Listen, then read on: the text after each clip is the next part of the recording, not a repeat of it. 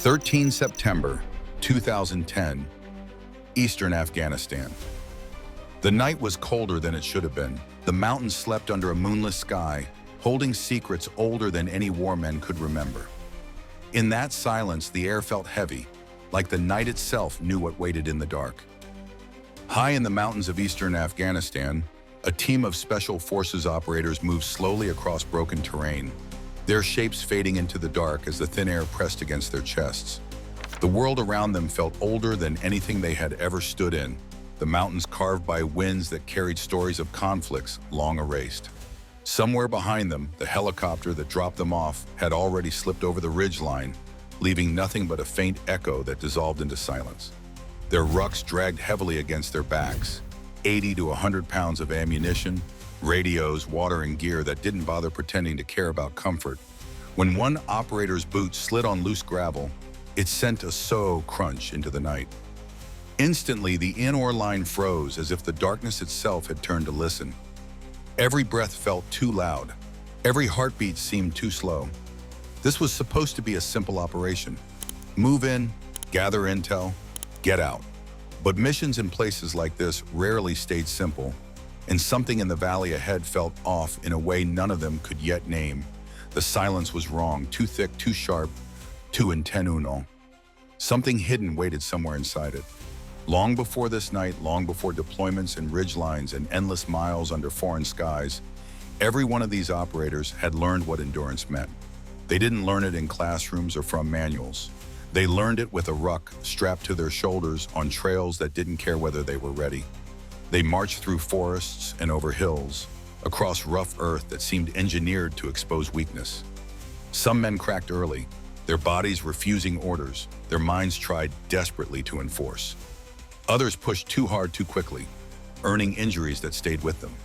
But the ones who remained, the ones who endured, carried something quieter, an unwillingness to break, even when nothing felt steady. Night after night and day after day, they kept moving. They learned to breathe through discomfort instead of fighting it. They learned to let pain settle without letting it win. They learned to keep their feet moving when everything else begged to stop. That kind of endurance became part of them long before Afghanistan ever appeared on their maps. On this night, as they pushed forward, a low wind moved through the mountains, brushing cold air across their faces. Through their night vision, the world looked washed out and ghost-like. The ridgeline ahead was uneven, jagged, forcing them to move with deliberate care. Every sound mattered. Every misstep meant something. Then from deep in the valley, a faint rumble rolled upward. It wasn't gunfire. It wasn't the growl of a truck. It was something stranger, something they couldn't identify. The lead operator raised his hand. The formation stopped. They listened. The sound came again, softer, distant, like a warning wrapped in the dark. They exchanged quick hand signals, the kind only teams who've worked together for years can understand instantly. Something in the environment had shioed, but there was no room for hesitation, only awareness. Training had prepared them for moments like this. The uncertainty, the unpredictability, the feeling that the world had altered slightly out of place.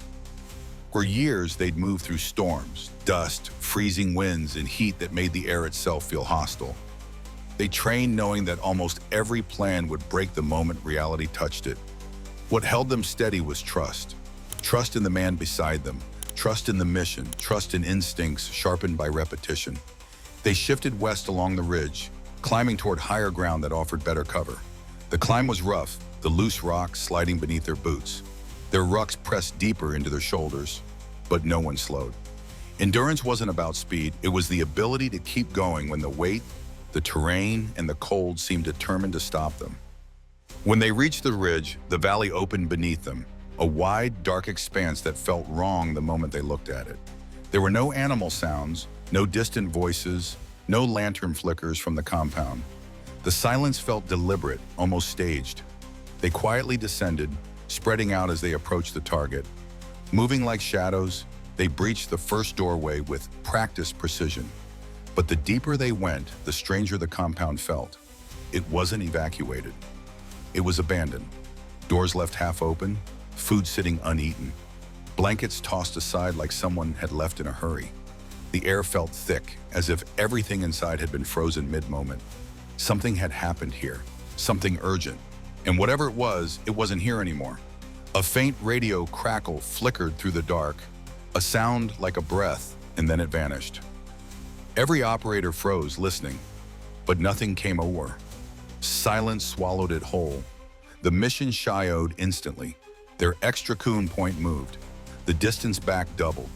The risk grew heavier. But none of that mattered. They lifted their rucks again, settling the weight into the same bruised grooves on their shoulders.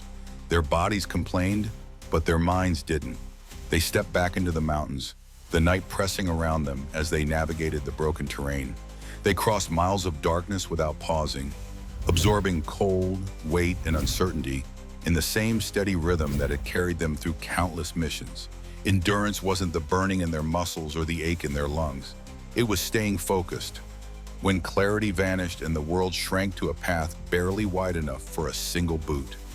Each man carried memories of nights like this, nights where distance stretched without mercy, where weight felt personal, where silence felt like it had its own heartbeat. They remembered training marches where instructors disappeared into darkness, leaving them to navigate alone. They remembered exhaustion blurring their vision, but never stopping their steps. They remembered discomfort that eventually became familiar enough to control. That familiarity lived in them now. It guided their stride. It steadied their breathing. It made the unknown feel less intimidating. Hours passed before the faint shape of the new extraction point appeared against the horizon. They slowed, scanning every direction. The helicopter hadn't arrived yet. It would come when the sky allowed it. The team set security positions, their bodies sore but their focus locked in. The mountains stared back at them, indifferent. The night didn't care. It gave nothing in return.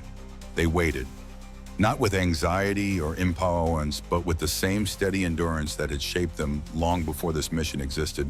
To most people, waiting in a place like this would feel like madness. To them, it was simply part of the work. Finally, the distant vibration of rotor blades touched the air. No one shioed or relaxed. They watched the aircrow rise over the ridge, watched its shadow sweep across them, watched dust erupt around its skids. Only then did they move, slipping aboard as quietly as they'd arrived. The valley swallowed the last sign of their presence. Endurance wasn't a thing they carried, it was the force that carried them. And long after the world forgot this mission, the operators would remember the silence, the weight, and the darkness that taught them once again what endurance truly meant. If you like this story, stay tuned for the next one, and don't forget to subscribe to the channel.